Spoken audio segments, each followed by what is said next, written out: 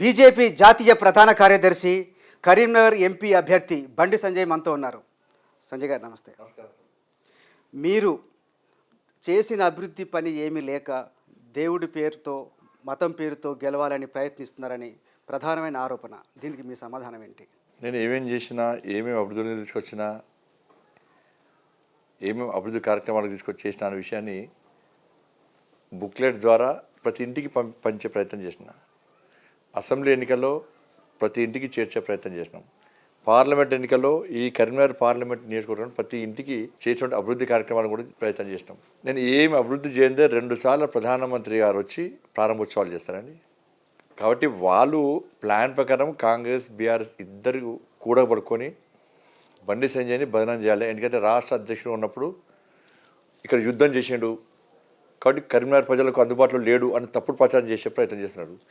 కానీ నేను ఎప్పుడు అవకాశం ఉన్నా వారానికి ఒకసారి కంపల్సరీ ఏదో ఒక మండలికి హెడ్ క్వార్టర్ వెళ్ళి కార్యకర్తలను, నాయకులను, ప్రజలను కలిసి వచ్చేవాడిని. అది వాళ్ళ కళ్ళు దొబ్బినా చెవులిన పడతారు. దానికి ఏం చేస్తామంటే ఇప్పుడు బుక్లెట్ ద్వారా కొట్టించిన చూపెట్టిన వాళ్ళు ఏం చేసినో చెప్పాలి. వాళ్ళిద్దరు ఎంపీలు ఇప్పుడు మాట్లాడిన మీద వాళ్ళు ఏం చేసినో చెప్పాలి. దాని ఏం చెప్పకుండా మీకు ఉదాహరణ చెప్తా. ఇది అంటున్నారు మళ్ళీ మొత్తం వాళ్ళే చేసినట్టు. ఇప్పుడు బీఆర్ఎస్ పడబెట్టి మొత్తం ఆయనే చేసిన అంటాడు. ఇప్పుడు మీకు ఉదాహరణ చెప్తా. మీకు కరీంనగర్ వరంగల్ రోడ్ ఉందండి. కరీంనగర్ వరంగల్ రోడ్కు నేను ఎంపీ అయిన తర్వాత నిధులు బడ్జెట్ కేటాయించినాం. నేను ఎంపీ అయిన తర్వాతనే టెండర్ పెట్టినాం. నేను ఎంపీ అయిన తర్వాతనే నరేంద్ర మోడీ గారు ప్రారంభోత్సవాలు చేశారు. ఎవరు తీసుకొచ్చినట్టు అది 2200 కోట్ల రూపాయలు. మీ ప్రత్యర్థి అంటున్నాడు వినోద్ రావు, సంజయ్ టైంలో ఒక నవోదయ స్కూల్ రాలేదు, ఒక మెడికల్ కాలేజీ రాలేదు, ఒక IIIT రాలేదు. తన హయాంలో ఆర్ఓబీలు వచ్చింది, 1000 కోట్లతో స్మార్ట్ సిటీ వచ్చింది, హైవేలు తీసుకొచ్చిన అంటున్నాడు. ఎంతవరకు నిజం? ఆర్ఓబీ ఎప్పుడు వచ్చింది సార్? ఆర్ఓబీ 30 సంవత్సరాల నుంచి ప్రజలు ఇబ్బంది పడుతున్నారు. ఏది ఆర్ఓబీ రోజు 5 సార్లు 10 సార్లు గేటు పడుతుంది. గంటలు గడుతుంది. అంబులెన్స్ వాళ్ళు ఇబ్బంది పడుతున్నారు, ఎమర్జెన్సీ వర్క్స్ వాళ్ళు ఇబ్బంది పడుతున్నారు, చనిపోతున్నారు, చాలా ఇబ్బంది వస్తున్నది. నేను ఎంపీ అయిన తర్వాత 1 సంవత్సరం 2 సంవత్సరాలు కేసీఆర్ లెటర్ రాసిన, ఆర్ఓబీకి అప్రూవల్ ఇవ్వండి, ఇవ్వలే. లాస్ట్కు నితిన్ గడ్కరీ గారిని కలిసిన, సార్ ఇట్లా ఉంది సార్ అని చెప్తుంటే కేసీఆర్ అప్రూవల్ ఇస్తలేడు కాదంటే మరి ఏం చేద్దాం సార్ అంటే నేషనల్ హైవేకి సంబంధించి తెలంగాణ ఫైల్ మొత్తం నితిన్ గడ్కరీ గారు పెండింగ్ పెట్టారు. ఈ ఆర్ఓబీకి అప్రూవల్ ఇస్తేనే నేను దీన్ని శాంక్షన్ చేస్తా, మీ ఫైల్ని మూవ్ చేస్తా అన్నారు. తెలంగాణ ఎంపీలంతా నాకు వచ్చి అన్న మాకు ఇబ్బంది వస్తుంటే మరి నాకు కూడా ఇబ్బంది వస్తుంది కదా అని చెప్పంటే లాస్ట్కు 1 year తర్వాత నాకు అప్రూవల్ ఇచ్చిండు. ఇచ్చిన తర్వాత 20 కోట్ల రూపాయలు కేంద్ర ప్రభుత్వం ఇచ్చింది, 80 కోట్ల రూపాయలు రాష్ట్ర ప్రభుత్వం మ్యాచింగ్ గ్రాంట్ ఇవ్వాలి. ఇది 100 crores ప్రాజెక్ట్. అసలు కేంద్ర ప్రభుత్వం 20 కోట్లు ఇచ్చిన తర్వాత దాన్ని డైవర్ట్ చేసినారు. 80 కోట్లు రాష్ట్ర ప్రభుత్వం ఇస్తలేదు, పనులు స్టార్ట్ అవుతలేవు. ఎన్నిసార్లు లేఖలు రాసినా కేసీఆర్ పట్టించుకోలేదు. చివరికి ఏం జరిగిందంటే 1 సంవత్సరం క్రితం కరీంనగర్ ప్రజల అదృష్టం, నా అదృష్టం, సేతు బంధన్ అని కొత్త స్కీమ్ వచ్చింది సార్. ఈ స్కీమ్ యొక్క ఉద్దేశం ఏంటంటే నేషనల్ హైవేస్లో రోడ్ క్రాసింగ్ ప్రాంతంలో ప్రజలు ఇబ్బంది పడుతున్నారు, యాక్సిడెంట్స్ అవుతున్నాయి, ఎమర్జెన్సీ పనుల వాళ్ళు ఇబ్బంది పడుతున్నారు, రాష్ట్ర ప్రభుత్వాలు సహకరిస్తలేవు అని చెప్పి సేతుబంధన్ స్కీమ్ యొక్క ఉద్దేశం ఏంటంటే సిఆర్ఎఫ్ ఫండ్స్ 100% బడ్జెట్ కేంద్రం ఇస్తుంది. ఇది ఎప్పుడు వచ్చింది? 1 year బ్యాక్ వచ్చింది. నేను మళ్ళీ పాతది క్యాన్సిల్ చేయాలని నితిన్ గడ్కరీ గారు అంటే సరే ఇట్లా ఇబ్బంది వస్తుంది సార్ అని చెప్పి మాట్లాడితే పాతది క్యాన్సిల్ చేసి సేతుబంధన్ స్కీమ్లో ఇది యాడ్ చేస్తే 154 కోట్ల రూపాయలు సేతుబంధన్ స్కీమ్ కింద 100% బడ్జెట్ కేంద్రం ఇచ్చింది. ఇది ఎప్పుడండి? సంవత్సరం క్రితం. సంవత్సరం క్రితం ఎంపీ ఎవరండి? సేతుబంధన్ ఎప్పుడు స్కీము? సంవత్సరం క్రితం. మరి నేను తీసుకొచ్చినట్ట, ఆయన తీసుకొచ్చినట్ట. కొబ్బరికాయ నేను లేనప్పుడు వచ్చి కొబ్బరికాయ కొట్టిన పీకారు. రైల్వే హైవే తీసుకొస్తా అన్నాడు. నేను ఉన్నప్పుడు బడ్జెట్ కేటాయించి, నేను ఉన్నప్పుడు కరీంనగర్ వరంగల్ రోడ్ కానీ, ఎలగతుర్తి సిద్దిపేట రోడ్ కానీ ఇవన్నీ కూడా నేను ఎంపీగా ఉన్నప్పుడు బడ్జెట్ కేటాయింపజేసి టెండర్లు నిర్వహించి ప్రధానమంత్రి గారి స్వహస్తాలతో ప్రారంభోత్సవాలు చేసినాం. ఇప్పుడు నేను తీసుకొచ్చినట, ఆయన తీసుకొచ్చినట. ఆయన ఏం చేయకుండానే అన్నీ చేసినా చెప్తున్నాడు. ఈయన చేస్తే పోయినసారి పార్లమెంట్ అభ్యర్థిగా పోటీ చేసిండే. అప్పుడు కరపత్రాలు ఎందుకు కొట్టించుకోలేనే? నేనే చేస్తాను ఎందుకు కొట్టించుకోలే? ఇలా 89,000 ఓట్లతో ఎందుకు ఓడిపోయాడు? స్మార్ట్ సిటీ అంటారు. స్మార్ట్ సిటీ కేంద్రం ప్రకటించింది. 4 సంవత్సరాలు కేంద్రం ఇచ్చిన నిధులు డైవర్ట్ చేశారు. 196 crores కరీంనగర్కు, 196 crores వరంగల్కు కేటాయించిన తర్వాత మ్యాచింగ్ గ్రాంట్ మళ్ళీ 196 crores వీళ్ళు ఇవ్వాలి. ఒకటి క్లారిటీ ఇస్తాండి, ఎవరికి? రాష్ట్ర ప్రభుత్వం ఇవ్వాలి. 3 సంవత్సరాలు రాష్ట్ర ప్రభుత్వం కేంద్రం ఇచ్చిన నిధులు దారి మళ్ళీ ఇచ్చింది, వాడుకున్నారు. నేను ఎంపీ అయిన తర్వాత 3 సార్లు కేంద్ర ప్రభుత్వం లేఖ రాయించిన. కేంద్రం ఇచ్చిన నిధులు ఎందుకు దారి మళ్ళించారు, రాష్ట్ర ప్రభుత్వం మ్యాచింగ్ ఎందుకు ఇస్తలేరని చెప్పి 3 సార్లు లేఖ రాయిస్తే రెస్పాన్స్ ఇవ్వలే. 2019 నుంచి 2024 ఇప్పటిదాకా మీరు కరీంనగర్ ప్రజలకు ఇచ్చిన హామీలు ఎన్ని నెరవేర్చారు? అసలు మీకు ఇప్పుడు ఎందుకు ఓట్లు వేయాలని మీరు అనుకుంటున్నారు? నేను ఎలక్షన్లప్పుడు హామీలు ఏమి ఇవ్వలేండి. హామీ లేకుండా అన్ని నెరవేర్చినాం మేము. మ్యాక్సిమం నాకు చేతనంత మాత్రం నెరవేర్చినాం. ఇలా ఫస్ట్ 2 సంవత్సరాలు కరోనాతో పోయింది. ఫస్ట్ 2 ఇయర్స్ కరోనా సమయంలో కూడా ఇవాళ ఇప్పుడు పోటీ చేసే అభ్యర్థులు ఎవరు లాపత్తా లేరు. వాళ్ళు ఎవరు తెలియదు. అప్పుడు వాళ్ళందరూ ఇంట్లో వాళ్ళ కుటుంబ సభ్యులతోనే ఉన్నారు. నేను కరోనా సమయంలో కూడా కోవిడ్ వాళ్ళకు కూడా పోయినాను. కోవిడ్ వాళ్ళకి పోయి ఇలా పేషెంట్స్కు భరోసా ఇచ్చే ప్రయత్నం చేసినాం. సిబ్బందికి ధైర్యం చెప్పే ప్రయత్నం చేసినాం. మా కుటుంబాలను పక్కబెట్టి మేము మా కార్యకర్తలందరూ కూడా కోవిడ్ సభ వేసి ఇలా 50 లక్షల రూపాయలు, అప్పుడు లక్షల రూపాయలు అప్పుడు నా ఎంపీలార్స్తో పాటు ప్రైవేట్ ఫండ్స్ కూడా తీసుకొచ్చి దాదాపు 4-5 కోట్ల రూపాయలతోని ఎక్విప్మెంట్స్ అన్ని ఇచ్చినాం. మేము సేవా కార్యక్రమాలు చేసినాం. ఇలా కరీంనగర్ వరంగల్ 2200 కోట్లతో నేషనల్ హైవే నేను తీసుకొచ్చిన. Siddipet Elkathurthi national highway 500 crores నేను తీసుకొచ్చిన. కరీంనగర్ జగిత్యాల 2000 crores నేను తీసుకొచ్చిన. ఇవాళ ఆర్ఓబి 154 crores నేను తీసుకొచ్చిన. సిఆర్ఎఫ్ ఫండ్స్ తెలంగాణ రాష్ట్రానికి ఇచ్చిన దాంట్లో 30% కొట్లాడి నేను తీసుకొచ్చి గ్రామాల్లో అన్ని ఇంటర్లింక్ రోడ్స్ అన్ని నేను చేసిన. గ్రామీణ సడక్ యోజన పైసలు కూడా తెలంగాణకు వచ్చినాయండి. నా కరీంనగర్ పార్లమెంట్కి వచ్చినాయో చూస్తే తెలుస్తుంది. ఇవాళ గ్రామీణ సడక్ యోజన ఇవాళ 12B స్టేటస్ ఇవాళ శాతవనుషుడికి తీసుకొచ్చింది నేను, ఆయన తీసుకొచ్చిన అన్నాడు. ఇవాళ అటానమస్ హోదా ఏది ఎస్ఆర్ఆర్ కాలేజ్ కూడా గవర్నమెంట్ ఉమెన్స్ కాలేజ్ తీసుకొచ్చింది నేను. నేషనల్ టూల్ డిజైన్ సెంటర్ తీసుకొచ్చింది నేను. వేములవాడ దేవస్థానాన్ని ప్రసాద్ స్కీమ్ కింద పెట్టాలని మేము అనుకున్నామండి. ప్రహ్లాద్ సింగ్ పటేల్ గారు కరీంనగర్కి వచ్చినప్పుడు నేను రిక్వెస్ట్ చేస్తే, సార్ దక్షిణ కాశీ సార్ దీన్ని మనం చేయాలి సార్ అని చెప్పంటే, సరే చేస్తాను నేను అని చెప్పన్నాడు. అని నేను కేంద్ర ప్రభుత్వం లేఖ రాస్తే రాష్ట్ర ప్రభుత్వం లేఖ రాసింది. రాష్ట్ర ప్రభుత్వానికి ప్రసాదం స్కీమ్కి పెట్టాలనుకుంటున్నాం, మీ అభిప్రాయం చెప్పండి అంటే, ప్లస్ రామాయణ సర్క్యూట్ కింద హనుమాన్ కొండగట్టు దేవాలయం పెడతామని చెప్తే అసలు కనీసం పట్టించుకోలే. నేను అన్న తర్వాత ప్రసాదం స్కీమ్ కింద పెడతారు అని చెప్పి ఒక 1 వీక్లో వచ్చిండు, వెమ్లవాడకి వచ్చిండు. నేను పెళ్లి చేసుకున్న దేవాలయం దీన్ని అభివృద్ధి చేద్దా, నాకు నమ్మకం లేదు, నాకు నమ్మకం ఉంది కదా చేస్తా అన్నాడు. సంవత్సరానికి 100 కోట్లు ఇస్తాడు, 400 కోట్లు ఇస్తాడు, ఒక్క పైస ఇవ్వలే. ఉల్టా వేములవాడ దేవస్థానం పైసలు తీసుకుపోయి వేరే ప్రాంతానికి ఇచ్చే ప్రయత్నం చేస్తే అడ్డుకునే నేను. ఇలా కొండగట్టు 100 కోట్లు ఇస్తాడు, ఇయ్యలే. మేము ఇస్తాడు ఏనియాడా, ఆయన చేయడా. Congress party medical college Congress సైనికులు తీసుకొస్తాం కదా, సైనికులు వదిలికొచ్చారు. ఇలా మెడికల్ కాలేజ్ అంటారు కదా, కరీంనగర్లో ఉన్నాయి మెడికల్ కాలేజ్ ఇద్దరు వరియండి. ఇలా మెడికల్ కాలేజ్ రాకపోవడానికి కారకులు ఎవరు ప్రపోజల్స్ ఎవరు పంపాలి సార్? ప్రపోజల్స్ రాష్ట్ర ప్రభుత్వం పంపాలి. ఎందుకు పంపలే మరి? ఎందుకు పంపలేదు అంటున్నాను నేను. ఎందుకు పంపలేదు అనుకుంటున్నా? వాళ్ళ కాలేజ్ 2 ఉన్నాయి. ఇప్పుడు ఏదైతే బీఆర్ఎస్ పార్టీ అభ్యర్థి ఉన్నదో ఆయనదే ప్రతిభ కాలేజు, వేరే కాలేజ్ రావాలి ఎందుకు కోరుకుంటాడు?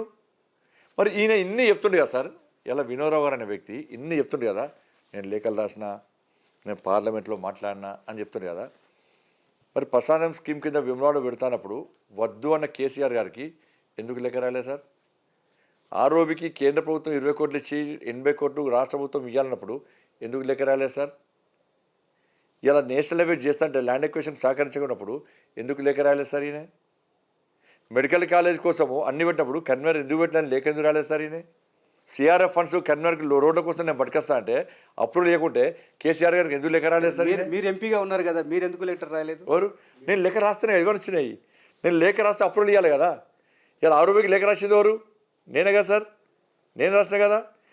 దాంతోపాటు నేషనల్ హైవే కోసం రాసింది ఎవరు? నేనే కదా. దీనికోసం ప్రసాదం స్కీమ్కి పెట్టి లెక్క రాసింది నేనే కదా. కొండగట్టు అంజన స్వామి లెక్క రాసింది నేనే కదా. ఇన్ని లెక్కలు వస్తే ఏడు సమాధానం? ఎందుకంటే పేరు నాకు వస్తుంది. మీరు ఇన్ని లెటర్ రాసినా కూడా ప్రభుత్వం స్పందన ఎందుకు లేదు? పేరు నాకు వస్తుంది, దానికోసమే తాపత్రయం.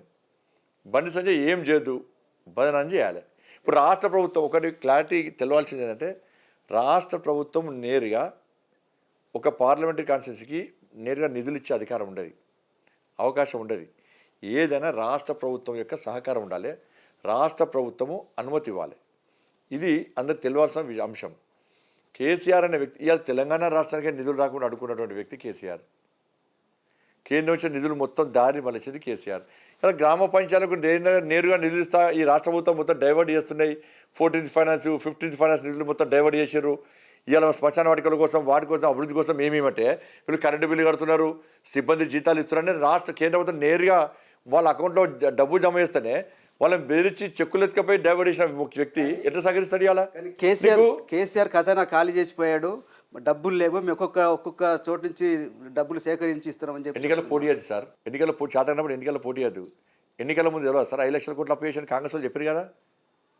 మరి ఏ ఉద్దేశం కొద్దీ 100 రోజులు కూడా హామీలు అమలు చేస్తున్నారు? మేము లంకె బిందెలు ఉన్నాయనుకున్నాం, అక్కడ చూస్తే ఖాళీ గిన్నెలు ఉన్నాయని చెప్పేసి తెలుసుకోవాలి. మరి లంకె మీద ఉన్నప్పుడే అధికారం రావాలి, అప్పుడే పోటీ చేయాలి, అప్పుడే అధికారం రావాలి, అప్పుడే రావాలి.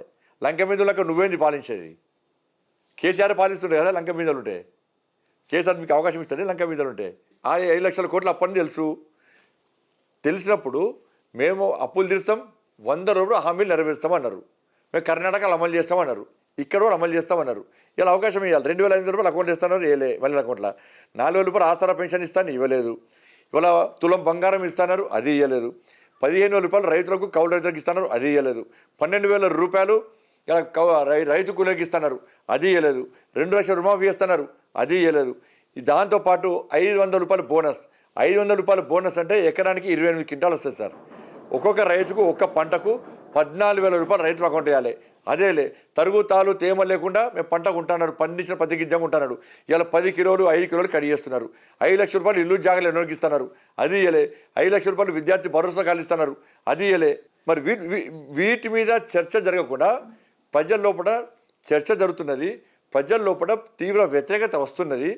కాబట్టి కాంగ్రెస్ పార్టీ కార్యకర్తలు కానీ ఎమ్మెల్యేలు కానీ ప్రజల్లో తిరగలేని పరిస్థితి ఉంది. కాబట్టి ప్రజలు ప్రశ్నిస్తున్నారు. కాబట్టి ఇవాళ ఈ కాంగ్రెస్ పార్టీ గాడిది గుడ్డు పెట్టుకొని గుండు సున్నాన్ని చూపెట్టుకుంటా ఇలా ప్రజల దృష్టి మళ్లించే ప్రయత్నం చేస్తున్నది. రేవంత్ రెడ్డి ప్రతి సభలో కూడా గాడిద గుడ్డు చూపించి తెలంగాణ రాష్ట్రానికి మోడీ ఇచ్చింది గాడిద గుడ్డే అంటున్నాడు. అది మీ విజయం మీద ఎఫెక్ట్ చూపించదా? ఇప్పుడు మేము ఎలక్షన్ పోటీ చేస్తున్నాం సార్, ముంగడ కమలం గుర్తు చూపడతాం. ఇలా రేవంత్ రెడ్డి గాడిది గుడ్డు చూపడుతున్నారు. ప్రజలు అనుకుంటున్నారు బస్ మాస్టర్ వస్తే గాడిది గుడ్డు వచ్చింది అనుకుంటున్నారు. రేపు బ్యాటరీలో గాడిది గుడ్డు కనబడితే ఓటేస్తారు వీళ్ళకు. ఏం గాడిది గుడ్డు సార్? మీ తెలంగాణ రాష్ట్రానికి కాంగ్రెస్ పార్టీ ఇచ్చింది, అది ప్రజలు ఇచ్చింది గాడిది గుడ్డు ఇచ్చింది. ఇవాళ ఒక చేతికి ఇవాళ వీటి మీద ఇప్పుడు 2,500 రూపాయలు ఇస్తాను గాడిది గుడ్డు ఇచ్చినావు మాకు, 4,000 రూపాయలు ఇస్తాను గాడిది గుడ్డు ఇచ్చినావు మాకు. రేవంత్ రెడ్డి చెప్తున్నాడు అసెంబ్లీ ఎన్నికల్లో బీఆర్ఎస్ను బొందబెట్టినాం, పార్లమెంట్ ఎన్నికల్లో బీజేపీని ఎవరు పొందబెట్టారు సార్? మీరు వాస్తవం చెప్పండి సార్.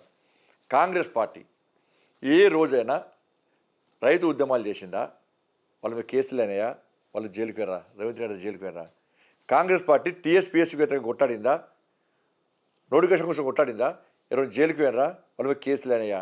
ఇవాళ మహిళల కోసం కొట్టాడినరా? కేసులు అయినాయా? జైలుకి వెళ్ళరా? 317 జీవో కోసం వాళ్ళు కొట్టాడినరా? కేసులు అయినాయా? జైలుకి వెళ్ళరా? ఆర్టీసీ కార్మికుల కోసం ఏదైనా కొట్టాడినరా? అరెస్ట్ అయినరా? జైలుకి వెళ్ళరా? కొట్లాడింది మేము. కానీ ప్రజలు వాళ్ళకు ఓటేసి వాళ్ళని గెలిపించారు. 6 గ్యారెంటీలు సార్, 6 గ్యారెంటీ ఇచ్చి మోసం చేసింది సార్. మోసం చేసి ఇవాళ ప్రజలు అందుకే గుణపాఠం చెప్పడానికి సిద్ధంగా ఉన్నారు సార్. ఇప్పుడు అవే కుంభముంచినాయి. కేసీఆర్ ఏ విధంగా కుంభముంచిండో ఇవాళ అదే కుంభముంచింది కాంగ్రెస్ పార్టీ, తెలంగాణ ప్రజలు కుంభముంచింది. కానీ కేసీఆరే చెప్తున్నాడు హంగ్ పార్లమెంట్ ఏర్పడబోతుంది, 12 నుంచి 14 సీట్లు మాకు వస్తున్నాయి, మేము క్రూషియల్ రోల్ ప్లే చేయబోతున్నాం కేంద్రంలో అని. సార్ ఒకటి మీరు ఒప్పుకుంటారా చెప్పండి సార్. మీకు మీ సర్వే రిపోర్ట్ ఉంది కదా సార్, మీ సర్వే రిపోర్ట్ రాలే కదా సార్. ఇప్పుడు రవిప్రకాష్ గారు టాప్ కరెక్ట్ అన్ని విషయాలు కూలంకషంగా వివరించి అందరు అభిప్రాయాలు తీసుకొని గ్రౌండ్ లెవెల్లో క్షేత్రస్థాయిలో సర్వే చేసి రిపోర్ట్ ఇచ్చారు. 14 వచ్చినాయా సార్? 10 వచ్చినాయా? 2 వచ్చినాయా? 1 వచ్చినాయా? 3వ ప్లేస్ సార్ టీఆర్ఎస్ పార్టీ, 3వ ప్లేస్లో బీఆర్ఎస్ పార్టీ. కేసీఆర్ మాటలు పట్టించుకుంటారా సార్? కానీ కేసీఆర్ అంటున్నాడు ఈసారి మళ్ళీ మోడీ వస్తే కేంద్రంలో హైదరాబాద్ని యూనియన్ టెరిటరీ చేస్తారు, గోదావరి నీళ్లను కర్ణాటకకు తమిళనాడుకు తరలించుకుపోతారని. దాన్ని అడ్డుకోవాల్సిన అవసరం లేదంటారా? సిగ్గుండాలే కేసీఆర్ అంటానికి. మనిషా లేకుంటే నోరా తాటిమంటనే అర్థం కాదు. ఇవాళ నేను ఫస్ట్ నుంచి కొట్లాడుతున్నా సార్. ఇవాళ కృష్ణా జలాల్లో తెలంగాణ వాటా ఎంత సార్? 68%. ఆ రేషియో ప్రకారము 571 టీఎంసీ మనకు రావాలి. ఇలా ఆ పేపర్ నేనే సార్ కేంద్ర ప్రభుత్వం నుంచి మినిస్టర్గా తీసుకొచ్చి నేనే బయట పెట్టినా. అప్పుడు చంద్రబాబు నాయుడు గారు ముఖ్యమంత్రిగా ఉన్నప్పుడు ఈయన పోయి మనకు 571 టీఎంసీ రావాల్సిన నీటి వాటాను ఇలా 299 టీఎంసీలకు సంతకం పెట్టుకొని వచ్చేయండు. నెక్స్ట్ మళ్ళీ అపెక్స్ కౌన్సిల్ సమావేశాలు కూడా సేమ్ మళ్ళీ దానికి సేమ్ అదే విధంగా ఒప్పుకొని వచ్చింది. ఇవాళ పరిస్థితి ఏంటి సార్? ఇవాళ దాని మీద ఇప్పటికీ కేసీఆర్ గారికి సమాధానం లేదు. ఇలా ఈ ప్రాంతాలు ఎడారి నల్గొండ కానీ మహబూబ్నగర్ కానీ రంగారెడ్డి కానీ ఖమ్మంలో కొంత ప్రాంతం కానీ ఎడారి కావడానికి కారకులు ఎవరు సార్? పక్క రాష్ట్రపైన ప్రాజెక్టులు కడుతుంటే బిర్యానీ ఇచ్చి దోస్తాన్ చేసి వాళ్ళకి అవకాశం ఇచ్చింది ఎవరు సార్? అపెక్స్ కౌన్సిల్ సమావేశం నేను పెట్టిస్తే ఇలా వాయిదా ఇచ్చింది ఎవరు సార్? ఇవాళ ఆడికి పోయి రోజాకి ఇచ్చే రోజల పులుసు తాగి రాయలసీమ రతనాసీమ చేస్తానది ఎవరు సార్? కానీ తెలంగాణ ప్రయోజనాలు కాపాడేది బీఆర్ఎస్ మాత్రమే. తెలంగాణ కాపాడాలంటే బీఆర్ఎస్కే ఓటేయమని ఆయన కుటుంబ ప్రయోజనాలు కాపాడుకోవడానికి ఆయన అవసరం ఇవ్వాలి. 30 లక్షల కోట్ల ప్రాజెక్ట్ తీసుకుపోయి 1,30,000 కోట్లు పెట్టింది వాళ్ళ, 1,30,000 కోట్లు పెట్టింది వాళ్ళ. నేను అంటుండే జాతీయ హోదా ఇయ్యద్దా అంటాడు. జాతీయ హోదా ఇస్తాను కదా జాతీయ హోదా. డిపిఆర్ ఏమంటే ఎందుకు ఇవ్వలే? డిపిఆర్ ఏమంటే ఎందుకు ఇవ్వలే సార్? ఇలా మాకు జాతీయ హోదా ఇస్తే ఇలా కుంప ముడుతుండే సార్, కేంద్ర ప్రభుత్వం బదనాం అవుతుండే కదా, ఇలా ఊలిపోయింది కదా, పిల్లలు ఊకినాయి కదా. అప్పుడు మీరు ఏమంటారు? కేంద్ర ప్రభుత్వం ఏం చూసావు ఇచ్చింది జాతీయ హోదా ఎట్లా ఇచ్చింది అందరూ అనకపోదురా? డిపిఆర్ చేయడానికి 2 సంవత్సరాలు పట్టింది ఆయనకు, బండారం బయటపడుతుందని చెప్పండి. ఫోన్ ట్యాపింగ్ కేసులో మీకు రాష్ట్ర పోలీసుల మీద నమ్మకం లేదా? ఎందుకు సిబిఐ ఎంక్వైరీ అడుగుతున్నారు? సార్ రాష్ట్ర పోలీసు మీద నమ్మకం కాదు, ప్రభుత్వం మీద నమ్మకం లేదు. ఇప్పుడు ఈ మధ్యలో చూడండి సార్, మీరు ఒక 15 డేస్ నుంచి చూడండి, 15-20 డేస్ చూడండి, కాంగ్రెస్ పార్టీ ఏ నాయకుడు కూడా ఫోన్ ట్యాపింగ్ గురించి మాట్లాడాడు, కథం క్లోజ్, మొత్తం క్లోజ్. ఏ నాయకుడు మాట్లాడాడు వాళ్ళు ఫోన్ ట్యాపింగ్ విచారణ జరిగింది. కానీ రేవంత్ రెడ్డి చాలాసార్లు చెప్పాడు దానికి బాధ్యులైన వాళ్ళందరినీ జైల్లో పెడతాను. 20 డేస్ నుంచి చూడండి సార్, మీరు 20 డేస్ నుంచి మీరు చూడండి, ఇన్ని బహిరంగ సభ తిరిగింది కదా, ఎక్కడైనా ఫోన్ ట్యాపింగ్ మాట్లాడండి. ఎక్కడైనా ఎందుకు మాట్లాడారు సార్? ఎందుకు మాట్లాడలేదు? మాట్లాడాడు. ఎందుకు? దోస్తాను ఇద్దరిది అంతే. వీళ్ళ కేసులు వాళ్ళ దగ్గర ఉన్నాయి, వీళ్ళ చిట్టా వాళ్ళ దగ్గర ఉన్నది, వాళ్ళ కేసులు వీళ్ళ దగ్గర ఉన్నాయి. ఇలా ఫోన్ ట్యాపింగ్కు రాధాకిషన్ రావు గారిని అరెస్ట్ చేశారు, కస్టడీ తీసుకున్నారు, ఆయన స్టేట్మెంట్ రికార్డ్ చేశారు. స్టేట్మెంట్ నేను మొత్తం బయట పెట్టండి. నిన్న స్టేట్మెంట్లో ఏముంది? నాకు కేసీఆర్ గారు చెప్తేనే నేను ఫోన్ ట్యాపింగ్ చేసిన, ఆయన మా పెద్ద ఆయనే అన్నాడు. ఇదే వర్డ్స్ ఇవే రాసిండు. రాసినప్పుడు కేసీఆర్ గారి బాగా మీరు చెప్తున్న దానికైనా ఆధారం ఉందా? ఆయన పోలీస్ కస్టడీలో ఉన్నాడు లేదంటే జ్యుడిషియల్ కస్టడీలో ఉన్నారు? నేను పేపర్స్ పెట్టినా సార్, నేనే ప్రెస్ కాన్ఫరెన్స్లో మొత్తం డీటెయిల్ రిపోర్ట్ బయట పెట్టినా, 50-60 పేజీల రిపోర్ట్ మొత్తం బయట పెట్టాను నేను. రిమాండ్ దానిలో రిమాండ్ షీట్లో మొత్తం బయట చూపెట్టాను. విలేకరుల సమావేశాలు మొత్తం చూపెట్టాను రిమాండ్ షీట్లో. స్టేట్మెంట్ రికార్డ్ చేశారు ఎవరిది? రాధాకిషన్ రావు గారిది. స్టేట్మెంట్ మొత్తం క్లియర్ విలేకరులకే చూపెట్టాను. ఇవాళ మరి కేసీఆర్ మీద చర్యలు తీసుకుంటలేరు సార్. ఇవాళ సిరిసిల్లలో ప్రణీత్ రావు అనే వ్యక్తి, ఇదే సిరిసిల్ల, ఇక్కడనే వాళ్ళ కంట్రోల్ రూమ్. మరి కంట్రోల్ రూమ్ అన్నప్పుడు ఇక్కడ ఎవరి సపోర్ట్తో చేసిండి? ఇక్కడ ఎవరు సపోర్ట్? కేసీఆర్ కొడుకు సపోర్ట్తోనే చేస్తాడు ఆయన, ఇంకో సపోర్ట్ లేకుంటే చిన్న విషయాలు పట్టుకునేటువంటి కేసీఆర్, భార్యాభర్తల ఫోన్లు అయిన కేసీఆర్, ఇలా ఇక్కడ జరుగుతుందో కేసీఆర్ కొడుకు తెలియదా సిరిసిల్ల జరిగేది? రేవంత్ చెప్తున్నాడు కదా, నేను బదిలా తీసుకోవటం ఇంకా మొదలు పెట్టలేదు, తీర్చుకుంటా అని. ఎలక్షన్ తర్వాత ఏమన్నా తీసుకుంటా చూడ సార్, తీసుకుంటా కదా నువ్వు నేను చూసేది, తీసుకుంటా కదా నువ్వు చూసేది.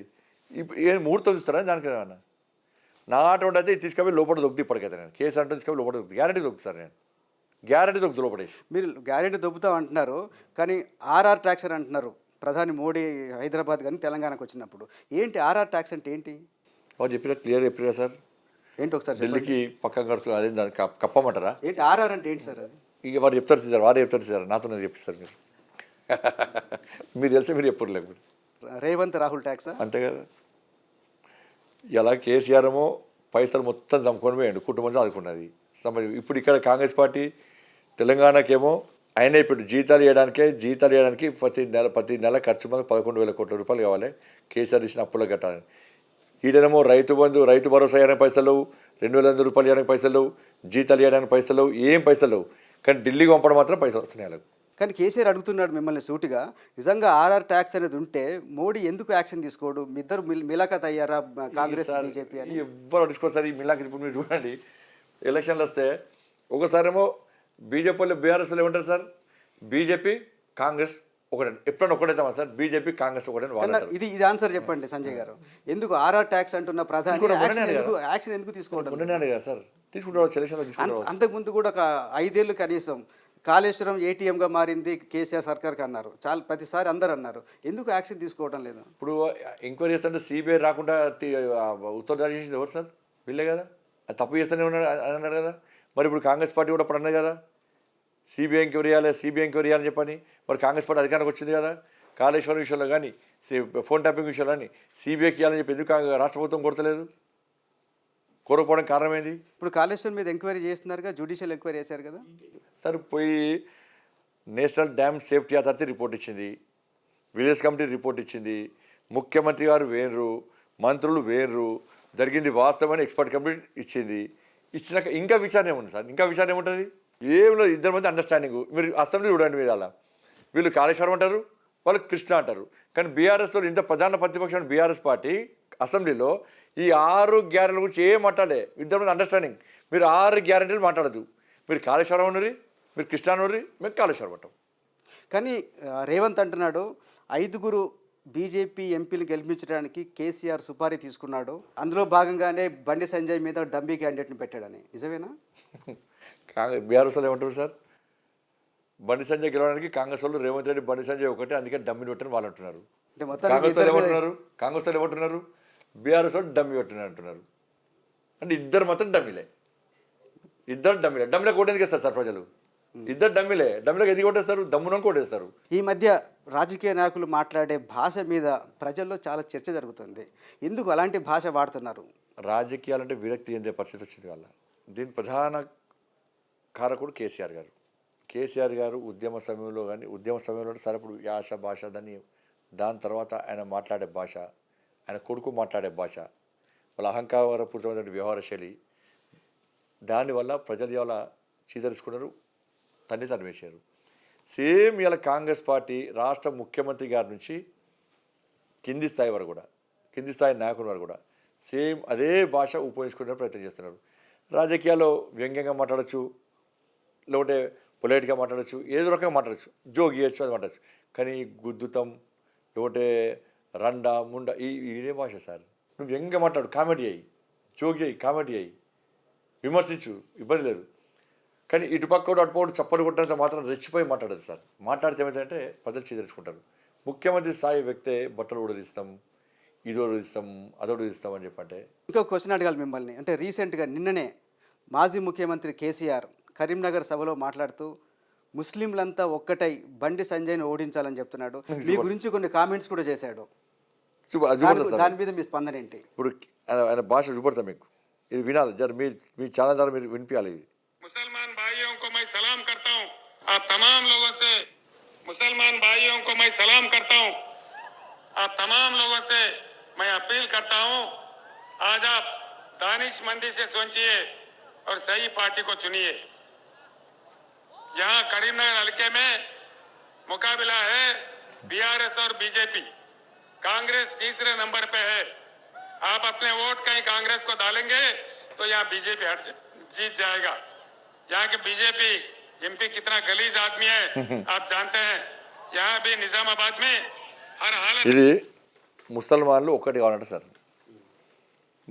మీరు చూడండి, ఎక్కడ కూడా మతం పేరు చెప్పుకొని ఇక్కడ ఓట్లు అడిగే ప్రయత్నం చేయలే, ఎక్కడ మత విద్వేషాలు రెచ్చగొట్టలే. మోడీ గారిని ప్రధానమంత్రి చేయాలన్నాం, మోడీ గారు చేసిన అభివృద్ధి, మోడీ గారి దేశానికి ఏ విధంగా అవసరము, నేను కన్వేర్ పార్లమెంట్ చేసినటువంటి అభివృద్ధి, BRS party failures, Congress party failures విషయాల్లో మాత్రమే నేను ప్రజలకు వివరించుకుంటూనే వస్తున్నా. సరే అయోధ్య రామ మందిర విషయంలో అక్కడ ప్రస్తావించడం అది తప్పకుండా చేసాం కాబట్టి 376 గురించి మాట్లాడతాం, అది చేసాం కాబట్టి. ఇవాళ కేసీఆర్ అనే వ్యక్తి కన్వేర్కి వచ్చి ముస్లిమ్స్ అందరూ ఒక్కటి కావాలి, బండి సంజయ్ని ఓడగొట్టాలి అంటే ఇవాళ మీలాంటి మేధావర్గం ఏం చేయాలి సార్? ఇవాళ అదే నాలుగు మాట్లాడితే ఇవాళ ఇదే మీడియా భూతొద్దలు పెట్టి చూపెట్టేది. కేసీఆర్ అంత స్పష్టంగా మాట్లాడినా కూడా ఏ మీడియా ఒక్క వాటి రాలేదు సార్. వాళ్ళు మాట్లాడితేనేమో శాంతి భద్రతలు అంటారు, మేము మాట్లాడితేనేమో మతతత్వం అంటారు. ఇక దీని మీద ఇవాళ డిబేట్లు ఎందుకు జరిగేస్తారు? ఇవాళ డిబేట్లు అది మామూలు విషయం కాదు. అంటే కరీంనగర్కి వచ్చి ఒక వర్గాన్ని రెచ్చగొట్టి ఆ వర్గం వాళ్ళు ఒక్కడైతే ఓడిపోతాను సార్. ఓడిపోయినా వచ్చి మన అసెంబ్లీకి ఓడిపోయినా సార్, పక్కా ఓడిపోయాను నేను. ఇలా ఆర్టీవీ ద్వారా ఒప్పుకున్నాను కదా, వాళ్ళందరూ ఒకటే నన్ను ఓడగొట్టారు. 3,000 ఓట్లతో ఓడిపోయాను సార్ నేను. ఇప్పుడు కూడా ప్రమాదం ఉందని సార్ 3,000 ఓట్లతో ఓడిపోయాను సార్ నేను. 1,500 వస్తే గెలుచుకోండి నేను. వాళ్ళందరూ ఒకటే ఓడగొట్టారు. వాళ్ళ మిగతా మా వాళ్ళు కలిసి నన్ను గెలిపిస్తారు, మిగతా వాళ్ళు గెలిపిస్తారని పార్లమెంట్ పక్కా గెలిపిస్తారు సార్. నేను 100% గెలిపిస్తారు. అసెంబ్లీలో గెలిపించలేదు కదా, ఇప్పుడు గెలిపిస్తారు. అసెంబ్లీలో వాళ్ళు మెజార్టీ ఉండొచ్చు, వాళ్ళు కలిసి ఉండొచ్చు, కానీ పార్లమెంట్లో కలిసి నాకు గెలిపిస్తారు కదా. వాళ్ళ ఓడితే వీళ్ళు గెలిపిస్తారు, పక్కా గెలిపిస్తారు, మామూలు గెలిపిస్తారు. ఇలా కేసీఆర్ గుణపాఠం చెప్తాం, దీనిలో ఇదే విషయంలో గుణపాఠం చెప్తాం. ఇవాళ ముస్లిం ఓటు బ్యాంక్ కోసం కేసీఆర్ ప్రయత్నం చేసిండు, కాంగ్రెస్ పార్టీ వాళ్ళ వెంట పడుతున్నది, మసీదులను కేంద్రంగా చేసుకొని కాంగ్రెస్ పార్టీ పైసలు మంచే ప్రయత్నం చేస్తున్నది. ఇలా మతాన్ని అడ్డు పెట్టుకొని కేసీఆర్ గెలవాలని ప్రయత్నం చేస్తున్నాడు. ఇవాళ నేను ఇలా హిందూ సమాజాన్ని నేను అప్పీల్ చేస్తున్నాను. ఇవాళ మొన్న ఓడిపోయినా కూడా నేను ఎమ్మెల్యే ఓడిపోయినా కూడా నేను ఎంపీగా పోటీ చేస్తున్నా. నా ప్లేస్లో ఏ పార్టీ ప్లేస్లో ఏ నాయకుడినా కూడా ఇలా రాజకీయాన్ని పక్కన జరుగుతాడు. సార్ నేను ఎమ్మెల్యే గెలుస్తాను సార్, నన్ను ఇవ్వలేపారు. ఒక మసీదు పోయి నేను టోపెట్టి నమాజ్ చేస్తాను, ఎమ్మెల్యే గెలుస్తాను. ఒక మసీదు టోపెట్టి నమాజ్ చేస్తే కానీ నేను పోలే, నాకు నా ధర్మం ముఖ్యం, నాకు అల్లా గురించి తెలియదు. నేను మసీదు పోయినా రాముని మొక్కే అలవాటు నాకు లేదు. నేను మసీదు టోపెట్టుకోలే, నన్ను ఓడగొట్టిర్రు. ఇలా హిందువులు ఆలోచించాలి. వాళ్ళ హిందూ ధర్మం కోసం పనిచేసే బండి సంజయ్ని ఇలా ముస్లింలు అందరూ కలిసి ఓడగొట్టాలని కేసీఆర్ మాట్లాడితే హిందూ సమాజం చూస్తూ కూర్చుంటుందా? అంటే హిందువుల ఐక్యత లేదు అని చెప్పి ఒక చెడు ఆలోచన ఇలా బీఆర్ఎస్ పార్టీ కాంగ్రెస్ పార్టీ నాయకులకు ఉన్నది. కానీ 80% హిందువులు ఒక్కడైతే వాళ్ళ తుంపిరతం కొట్టుకోపోతారు, వీళ్ళు హిందువుల తుంపిరతం కొట్టుకోపోతారు ఈ పార్టీలు అన్నీ కూడా. దాన్ని గుర్తుంచుకోవాలి. దాన్ని కానీ మతపరంగా రెచ్చగొట్టడం, మతపరంగా ఓట్లు అడగటం ఎవరు అడిగింది సార్? నేను అడగలే కదా.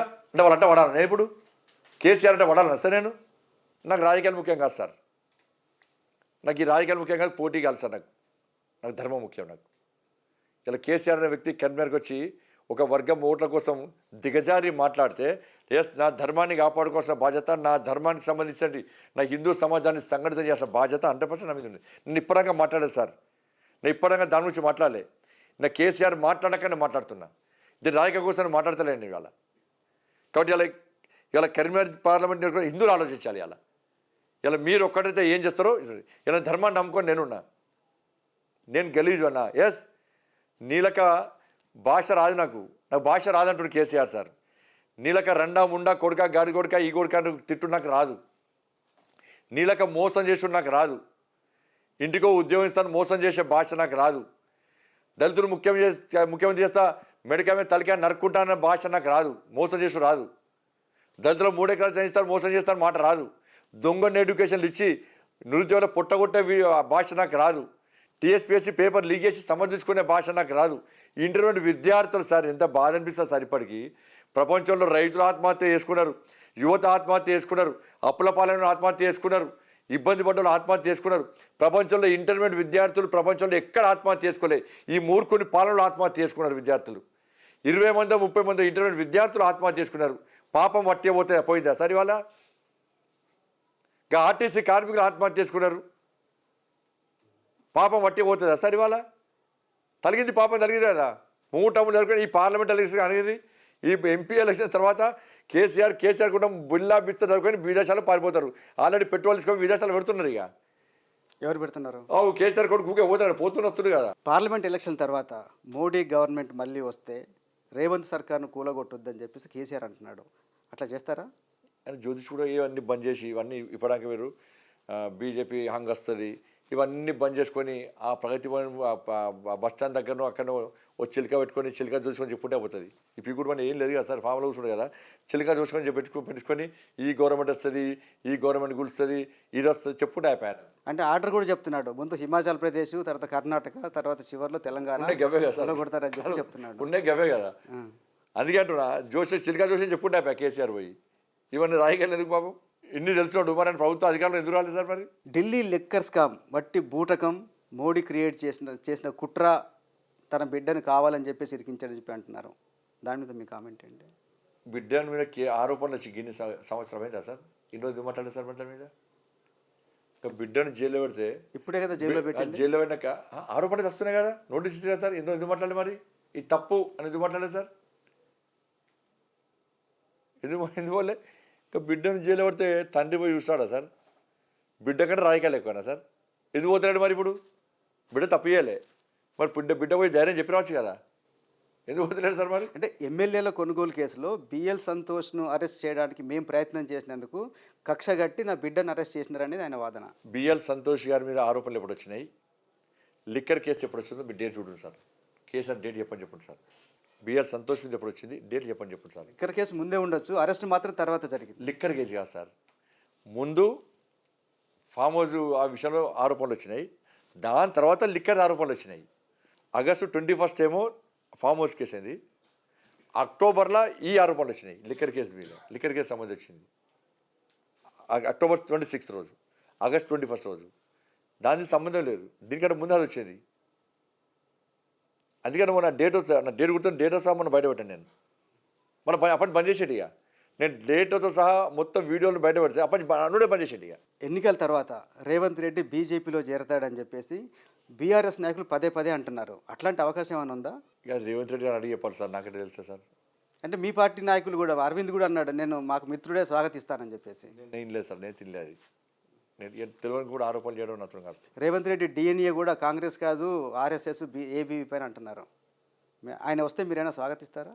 భారతీయ జనతా పార్టీలో సిద్ధాంతాలను నమ్మి, మోడీ గారి నాయకత్వం నమ్మి,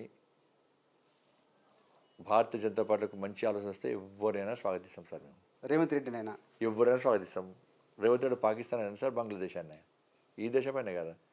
అంటే మంచి ఆలోచన. కాంగ్రెస్ పార్టీ వేస్ట్ పార్టీ, ఇది దేశాన్ని సర్వనాశనం చేసిన పార్టీ అని చెప్పి, ఈ దేశ ప్రజలే ముఖ్యం, ఈ రాష్ట్ర ప్రయోజనాలే ముఖ్యం, నేను ఏం కాపాడలేకపోతున్నా, నేను ఏం చేయలేకపోతున్నా అన్నస్తే ఏం చేస్తాం సార్?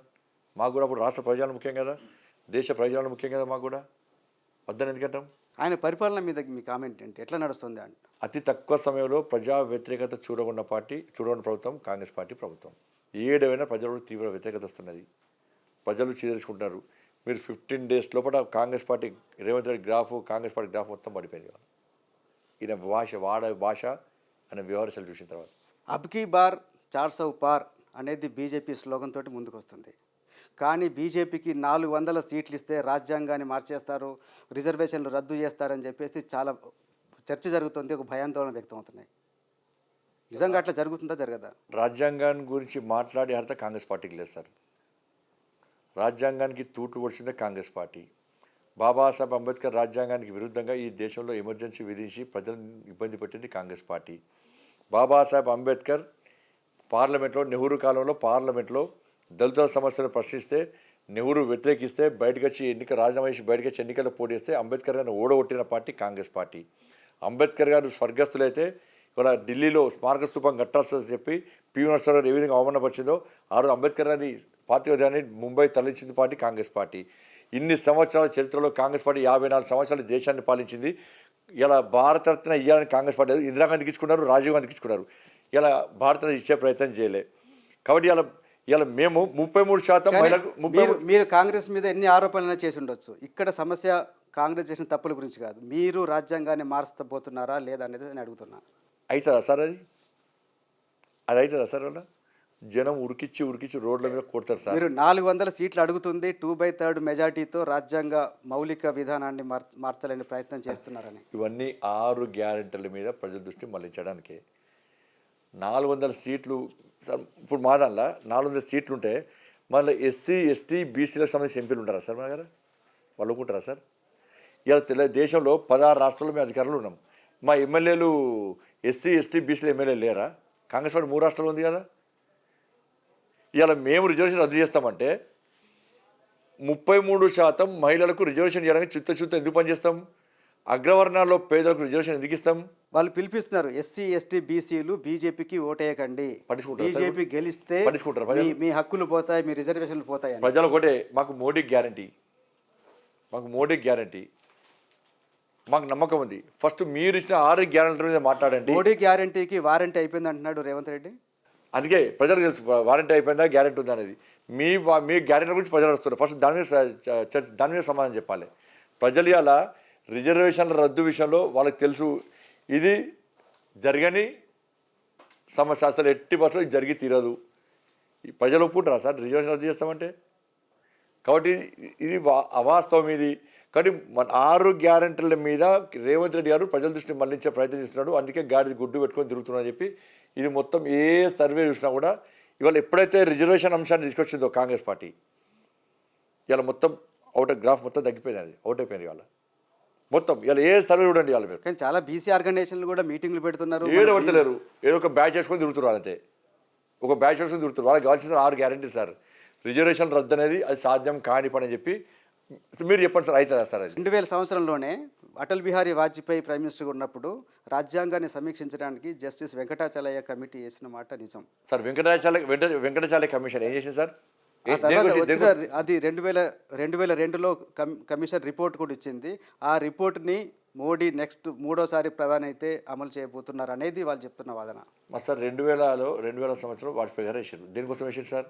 రాజ్యాంగాన్ని కాదు సార్, బాబాసాహెబ్ అంబేద్కర్, మా దీన్ దయాళ్ ఉపాధ్యాయ, మా సిద్ధాంతం అభివృద్ధి సంక్షేమ ఫలాలు చిట్ట చివరి వ్యక్తికి కూడా అందాలని చెప్పి అంబేద్కర్ గారి ఆలోచన విధానానికి అనుగుణంగా కాంగ్రెస్ పార్టీ హయాంలో ఇది జరగలేరు.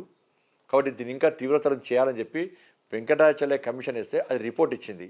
ఆ రిపోర్ట్ తప్పైతే 2004 నుంచి 2014 వరకు కాంగ్రెస్ పార్టీ ప్రభుత్వమే కదా సార్. మరి గాడి పనులు తోమిందా సార్? ఏం చేసింది సార్ కాంగ్రెస్ పార్టీ? ఈ నివేదిక మీద కాంగ్రెస్ పార్టీ ఏం చేసింది సార్? ఎందుకు మాట్లాడలేదు కాంగ్రెస్ పార్టీ ఆ రోజు? కాబట్టి ఏదో పట్టుకొచ్చి చేస్తామంటే సాధ్యంగా ఇప్పుడు ప్రజలు నవ్వుకుంటారు సార్. రిజర్వేషన్ రద్దు అనేది అది మామూలు విషయమా సార్? అది కానీ ఈ విషయం కొంచెం బీజేపీని షేక్ చేసినట్టుంది. ఏం చేయలేదు సార్.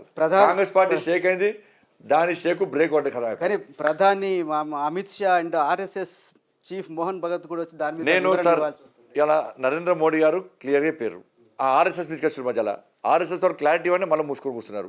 నరేంద్ర మోడీ గారు తీసుకొచ్చారు. నరేంద్ర మోడీ గారు నేను బతుకున్న రోజులు ఇది జరగదని చెప్పి అన్నారు. నేను ఇలా ఆర్టీవీ వేదికగా చెప్తున్నాను సార్. నేను ప్రమాణం చేస్తున్నా. నేను ఒక ఇంతకుముందు ఎంపీనే కదా సార్, నేను ఒక జాతీయ ప్రధాన కార్యదర్శినే కదా. నా మాటకు అంత లేకుండా ఇంత అని విలువ ఉంటుంది కదా సార్. ఇలా నేను ప్రమాణం చేస్తున్నాను సార్. మీరు ప్రమాణం చేసి చెప్తారా? పక్కా. మోడీ ప్రభుత్వం వచ్చినా కూడా రాజ్యాంగాన్ని మార్చారు, రిజర్వేషన్ పోవని చెప్పి సార్ నేను చేసినా, ఇప్పుడు చేస్తున్నా. చేయండి సార్. నేను దేవుని ప్రమాణం చేసి చెప్తున్నా, ఎట్టి బస్సులో రిజర్వేషన్ విధానాన్ని ఎట్టి బస్సులో రద్దు చెయ్యము, ప్రసక్తే లేదు. ఇది చేసిన ఇలా కాంగ్రెస్ పార్టీ నాయకులు మీరు ఆర్టీవీ పిలిపించి అట్లా రద్దు చేసే ప్రయత్నం జరిగితే రద్దు చేసే ప్రయత్నం మీద కూడా మీరు తిరుగుబాటు చేస్తా. అసలు రాజకీయాలు కూడా బయటకు వచ్చి యుద్ధం చేస్తాను. నేను దేవుని మీద ప్రమాణం చేసి చెప్తున్నా. సో ఇలా కాంగ్రెస్ పార్టీ మీరు ఆర్టీవీ ఛానల్ పిలవాలి. మీరు ఆర్టీవీ ఛానల్ పిలిచి ఇదే రేవంత్ రెడ్డి గారిని పిలవాలి. మతపరమైన రిజర్వేషన్లు మేము రాజ్యాంగానికి విరుద్ధమైనటువంటి కోర్టు కొట్టేసినటువంటి కోర్టు వ్యతిరేకించినటువంటి మతపరమైన రిజర్వేషన్లు మేము ఇవ్వము, ఇచ్చి బీసీ ఎస్సీ ఎస్టీలో పుట్టగొట్టమని చెప్పి ప్రమాణం చేసే దమ్ము మీకుందా సార్? రమ్మని చెప్పండి. ఇలా నేను ప్రమాణం చేసిన ఇలా 4% రిజర్వేషన్ ఇచ్చేసారు. ముస్లిం సార్ కొన్ని ఇచ్చారు సార్. ముస్లింలను బీసీలుగా మారుస్తూ 4% రిజర్వేషన్ ఇచ్చారు. ఇవాళ హైదరాబాద్లో అంతకుముందు జిహెచ్ఎంసీ ఎన్నికల్లో దాదాపు 25 మంది హిందువులైనటువంటి బీసీలు ఎంపీలు కార్పొరేటర్ గెలవాల్సిన స్థానాల్లో ఎంఎం పార్టీ గెలిచిండు. దాని మీద కాంగ్రెస్ పార్టీ సమాధానం చెప్పండి. మరి బీసీ ఎస్టీలకు అన్యాయం జరిగిందా లేదా? మరి దాని గురించి ఎందుకు మాట్లాడలేరు వాళ్ళ? నేను ఇక్కడ కాదు సార్, బహిరంగ సభలు ప్రమాణం చేసిన నిన్న బహిరంగ సభలో ప్రమాణం చేసిన, ఇప్పుడు ఆర్టీవీ వేదికగా ప్రమాణం చేసిన. కాంగ్రెస్ పార్టీ విషయాలు ప్రమాణం ఇది వాస్తవం అనుకోని చెప్పండి సార్. ఈ పక్క పెట్టండి. ఇవాళ మీరు చేసే ఆరోపణలు వాస్తవమా, మీరు క్రియేట్ చేసినరా రచ్చి ప్రమాణం చేయమని చెప్పండి. చేస్తారా వాళ్ళు? అన్ని 6 గ్యారెంటీలు సార్. నేను ఇప్పుడు చెప్తున్నా కదా, మాకు 6 గ్యారెంటీల మీద క్లారిటీ రావాలి, దాని మీద ఎన్నికలకు రావాలి. 6 గ్యారెంటీలు అమలు చేయలేకపోతే ఆగస్టు 15th లోపు చేయకపోతే రాజీనామా చేస్తానని కూడా ముఖ్యమంత్రి చెప్తున్నాడు కదా. 2 లక్షల రుణమాఫీ ఇస్తానన్నాడు సార్. ఇప్పుడు సార్ తరుగుతాలు తేమలు లేకుండా కొనుగోలు చేస్తే 500 రూపాయల బోనస్ ఇస్తే రాష్ట్ర ప్రభుత్వం అయ్యే ఖర్చు ఎంత అంటే అదనపు భారం పడేది అంటే 5,500 కోట్లు రాష్ట్ర ప్రభుత్వానికి. రుణమాఫీ చేస్తే 30,000 కోట్లు అవసరం ఉంటుంది. నీకు 5,500 రూపాయలు 5,500 కోట్ల రూపాయల మీద లేనప్పుడు 30,000 కోట్ల రూపాయలు ఎక్కడి నుంచి వస్తాయి సార్?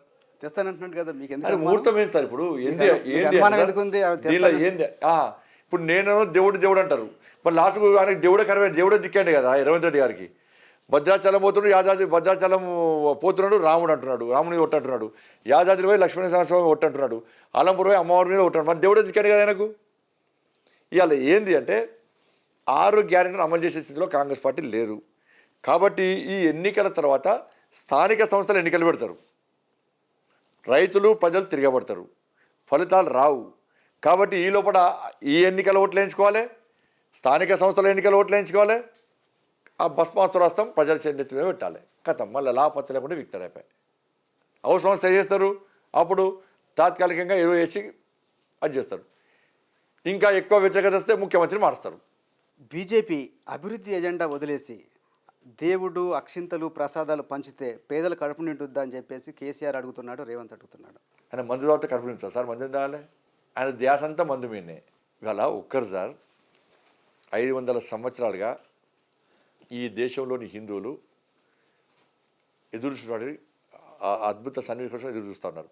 రాముడు జన్మించిన స్థలంలో అయోధ్యలో రామ మందిర నిర్మాణం జరగాలని గౌరవ సుప్రీంకోర్టు తీర్పు ఇచ్చిన తర్వాత రామ మందిర నిర్మాణం జరిగింది. ఇది భారతీయ జనతా పార్టీ నిర్మాణం చేయలే, నరేంద్ర మోడీ గారు సొంత పైసలతో చేయలే. మాకు స్వార్థం ఉంటే అట్లా చేసేవాళ్ళం. ఈ దేశంలో ఉన్నటువంటి ప్రతి హిందూ భాగస్వామ్యంతో అలా రామాలయ నిర్మాణం జరిగింది. ప్రతి హిందూ కూడా ఈ దేవాలయం నాది అని చెప్పుకోవాలి, అటువంటి గర్వంగా ఫీల్ అవ్వాలని చెప్పి ఒక ఆలోచన జరిగింది. దాని తర్వాత ప్రాణ ప్రతిష్ఠ కార్యక్రమం సందర్భంగా అక్షింతలు వచ్చినాయి. ఏమంటారు సార్? అవి రేషన్ బియ్యం అంటున్నారు. మీరు గుడికి పోతారు సార్, గుడికి పోతే అయ్యగారు అక్షింతలు వేస్తే ఇవి రేషన్ బియ్యమా, బాస్మతి బియ్యమా, జయశ్రీరామ్ బియ్యం అంటారా సార్? ఏమంటారు? బియ్యమే. కానీ కళ్యాణం కాకముందే మీరు అక్షింతలు ఎట్లా కళ్యాణం వచ్చినాయి? కాకుండా అక్షింతలు, కళ్యాణం వేయడానికి అక్షింతలు ఇస్తారు. అది వాళ్ళకు ఎవరు చెప్పింది సార్? వాళ్ళకు బీజేపీకి డెవలప్మెంట్ ఏజెండా లేదా? ఎందుకు నిరుద్యోగం గురించి మాట్లాడదు, ఆకలి గురించి మాట్లాడదు, అధిక ధరల గురించి మాట్లాడదు? ఎంతసేపు ఎమోషనల్ ఇష్యూస్, ఆర్టికల్ 370 రద్దు చేసినాము, లేదంటే అంటారు, కామన్ సివిల్ కూడా అంటారు. 370 ఆర్టికల్ రద్దు కావద్దా సార్? వీటితోటి పేదవాడి కడుపు నిండుతుందా? 370 ఆర్టికల్ రద్దు కావద్దా సార్?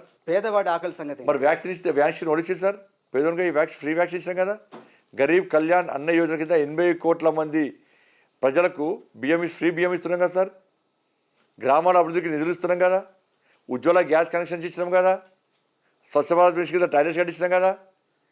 గ్రామాల్లో శ్మశాన వాటికలు కట్టించినాం కదా. ఇవాళ ఎకానమీ విషయంలో 10వ స్థానం నుండి ఆర్థిక ప్రగతిని ఇలా 5వ స్థానం తీసుకొచ్చి ఇలా 3వ స్థానం తీసుకొచ్చే ప్రయత్నం చేస్తున్నాం. ఒకసారి అవకాశం ఇస్తారని పని. ప్రపంచ దేశాలు అగ్రరాజ్యాలు మొత్తం కుప్పగిలిపోయినాయి. ఎక్కడైనా ఆర్థికపరమైన ఇబ్బంది తీసుకొచ్చింది సార్ నరేంద్ర మోడీ గారు. కాబట్టి మేము దేశం ముఖ్యమే, ఇవాళ అభివృద్ధి ముఖ్యమే. బీజేపీ నాయకులు కానీ మోడీ కానీ ఎందుకు అది మాట్లాడుతున్నారు సరే, దీని గురించి ఒక డెవలప్మెంట్ గురించి కానీ పేదవాళ్ళ గురించి కానీ ఎందుకు వాళ్ళ దగ్గర స్కీమ్స్ ఎజెండా ఏమి లేవా? ఇప్పుడు ఉన్న స్కీమ్స్ ఎన్ని స్కీమ్స్ ఉన్నాయి సార్? ఇప్పుడు వచ్చే గ్రామాల్లో స్కీమ్స్ అమలు చేసి ఎవరు చేస్తున్నారు సార్? ఎవరి స్కీమ్స్ అని ఎవరు చెప్పండి సార్? గరీబ్ కళ్యాణ్ అన్న యోజన ఎవరిది? స్వచ్ఛ భారత్ మిషన్ ఎవరిది? ఉజ్వల గ్యాస్ కనెక్షన్ ఎవరిది? మరి వాటి గురించి చెప్పుకోకుండా హిందూ ముస్లిం మందిర్ గురించి చెప్పినారు సార్. ప్రధాన దగ్గర నుంచి అందరూ చెప్తున్నారు కదా సార్. ఏడైపోయినా చెప్పారు. మేము అభివృద్ధి గురించి చెప్తున్నాం. ఇలా కేసీఆర్ చెప్పిండి నా మేము అభివృద్ధి అంటున్నాం. ఈ దేశం అభివృద్ధి చెందాలంటే, ఈ దేశం రక్షింపబడాలంటే, ఈ దేశంలో పేద ప్రజల బతుకులు బాగుపడాలంటే నరేంద్ర మోడీ అని ప్రధానమంత్రిగా చేయమంటున్నాం. దీనిలో మతం ఏడొచ్చింది సార్? వేరే మతానికి కించపరిచామా? ఇదే ఫస్ట్ స్లోగన్ కదా. దేశం రక్షింపబడాలంటే, దేశం అభివృద్ధి చెందాలంటే, ఈ దేశంలో పేదలకు ఇదే విధంగా సంక్షేమ పథకాలు అమలై పేదల బతుకులు ఇంకా బాగుపడాలంటే నరేంద్ర మోడీ గారి ప్రభుత్వం రావాలంటున్నాం. ఇక్కడ మేము రాముని పేరు తీసినామా, లేకుంటే ఇంకో అల్లాహ్ని వ్యతిరేకించినామా, యేసు ప్రభువుని వ్యతిరేకించినామా? మా నినాదం ఇది. మంత్రి పొన్నం ప్రభాకర్ మీ మీద చాలా ఆరోపణలు చేస్తున్నారు. సరే, వ్యక్తిగత ఆరోపణలు వదిలేద్దాం. ఒకటి, మీ ప్రత్యర్థి గంగుల కమలాకర్కు మీకు మధ్య లోపాయికారు ఒప్పందం ఉంది, లోపల మీ ఇద్దరు ఒకటే కలిసే ఉన్నారని చెప్పేసి అంటున్నాడు. ఏంటి దాని మీద నిజంగానే అట్లా ఉందా? గంగుల కమలాకర్ గారు నేను ఒకటైతే కరీంనగర్లో పోటీ చేసింది ఎవరు సార్? ఆయన ఎందుకు వారిపోయింది సార్ హుస్నాబాద్కు? కరీంనగర్లో పోటీ చేసిన వ్యక్తి ఆయన ఎందుకు హుస్నాబాద్ ఏంటి సార్? నేను ఎంపీగా చేస్తాను కాబట్టి ఆయన పోటీకి పొన్నం ప్రభాకర్ గారు పోటీకి వస్తారు కాబట్టి మన ఇద్దరం దోస్తులము, మన ఇద్దరం క్లాస్మేట్స్ము, మన ఇద్దరు రారాపోరా దోస్తా అని, మన ఇద్దరు బర్త్డే కూడా ఒక్కరోజే. కాబట్టి నువ్వు నేను ఎందుకు కొట్టాలి? బండి సంజయ్ ఎట్లా ఎంపీ పోతున్నాడు కదా, మన ఇద్దరం ఎందుకు పట్టకూడదు, మన ఇద్దరం ఒకటి దోస్తులం కదా, నువ్వు ఉత్సవాలు కూడా కరీంనగర్ ఇద్దరు ఎమ్మెల్యేలు ఉండాలని ఇద్దరు అనుకున్నారు.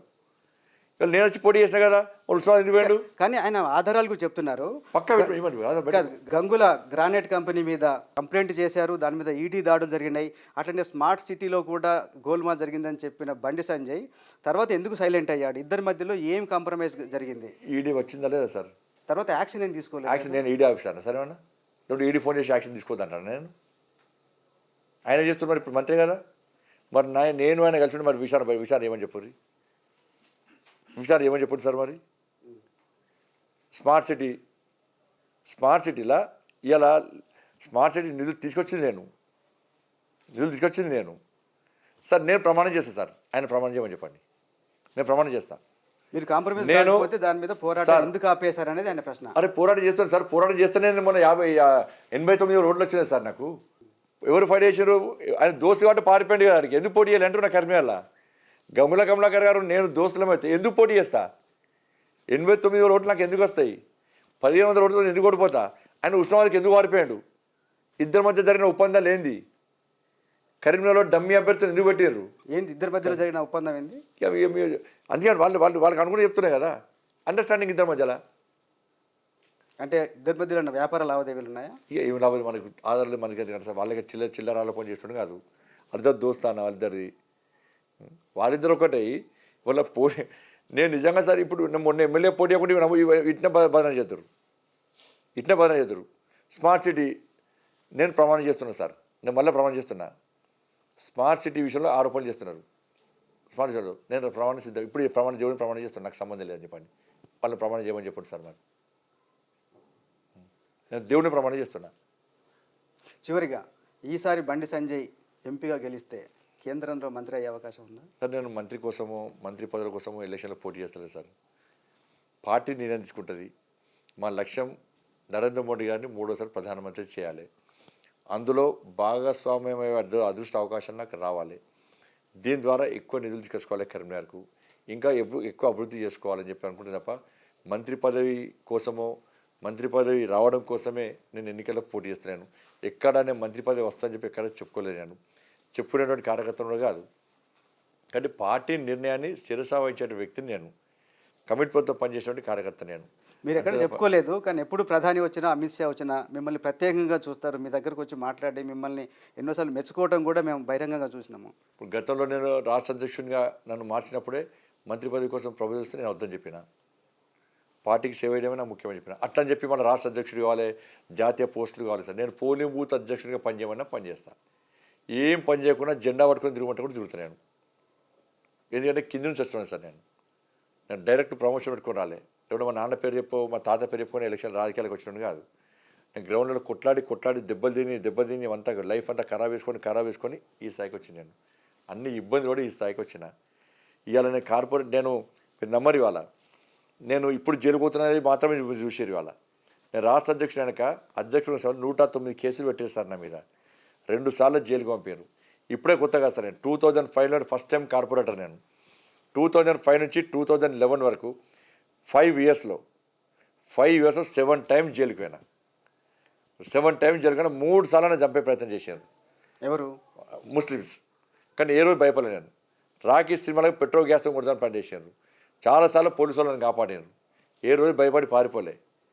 అప్పుడే జైలుకి పోయినా, అప్పుడే చచ్చినోడిని. ఈయన భయం అంటే నాకు కేసులు అంటే ఇవన్నీ కొత్తలేదు సార్. నా కుటుంబాన్ని ఒప్పించి నేను, నా లైఫ్కి గ్యారెంటీ లేదు. కానీ ఇన్నో రోజులు ధైర్యంగా బతుకుతాం, నిజాయితీగా బతుకుతాం. కానీ అలా నా నిజాయితీనే ప్రశ్నించే స్థాయి కొంతమంది వచ్చారు. లేనిపోని ఆరోపణలు చేస్తున్నారు. ఆరోపణ చేసే వాళ్ళు ప్రూఫ్ చేయాలి సార్. గతంలో బీఆర్ఎస్ పట్ల ఆరోపణ కేసీఆర్ వాళ్ళు ఆరోపణ చేశారు. ప్రభుత్వం వాళ్ళేదే కదా. నా మీద 18 మంది ఇంటెలిజెన్స్ వాళ్ళు పెట్టాడు కేసీఆర్. మరి ఏం బిక్కింది సార్? ఇలా కాంగ్రెస్ పార్టీ ఆరోపణ చేస్తారు కదా, ప్రభుత్వం వాళ్ళే కదా. చలో విచారణ చేయండి. నువ్వు విచారణ చేసి గల్లబట్టి లోపటేయి. బినామీ ఉన్నాయా ఏమి నువ్వు పేయి ప్రూవ్ చేయి. కానీ ఒక నిజాయితీగా ధర్మం కోసం పనిచేసినటువంటి నాలాంటి కార్యకర్తల మీద ఆరోపణ చేస్తే పుట్టగతులు ఉండదు సార్. మంచిది కాదు కూడా అది. నాకు తెలిసిన పుస్తకం సార్. నేను అహంకారంతో చెప్తలేను సార్, బాధ అనిపించి చెప్తున్నాను. నాలాంటి ధర్మం కోసం పనిచేసే నాయకుల కార్యకర్తల మీద అట్లా ఆరోపణలు చేయదు. రాజకీయాలు ఉంటే పోతాయి, ఆరోపణలు చేయి, కానీ తప్పుడు ఆరోపణలు చేయదు సార్. దయచేసి గుర్తుంచుకోవాలి. Thank you sir.